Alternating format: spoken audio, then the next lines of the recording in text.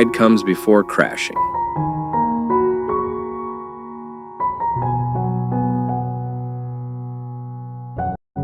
What exactly is pride?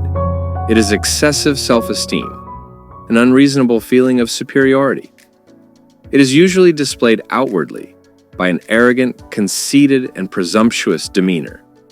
Since pride is a common fault among imperfect men, we do well to control it and thus avoid its harmful effects. The text that we are going to analyze today is found in the book of Proverbs chapter 16, verse 18, which says, "Pride is before a crash, and a haughty spirit before stumbling." When he was a faithful worshiper of Jehovah, Solomon had a balanced view of himself. As a young man, he modestly acknowledged his limitations and asked for Jehovah's guidance. Early in his reign, Solomon was also aware of the danger of becoming prideful.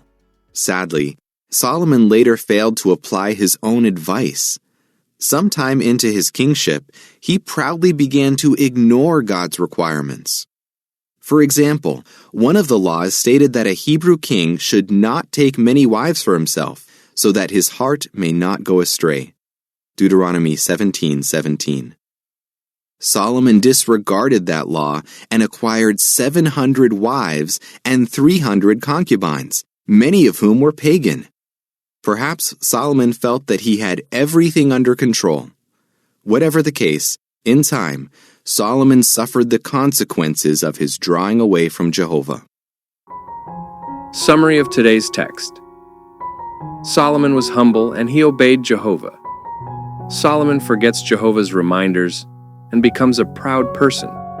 Solomon suffers the consequences of turning away from God.